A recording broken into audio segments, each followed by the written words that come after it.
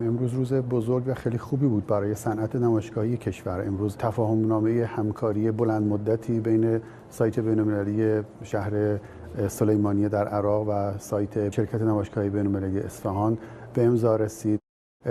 از این به بعد این دو سایت بزرگ و بین‌المللی تبادلات تجار و تولید کنندگان را خواهند داشت و شاهد رشد و توسعه گردشگری و رشد و توسعه صنعت و صنعتگران اصفهان در استان سلیمانیه عراق و شهر سلیمانیه خواهیم بود.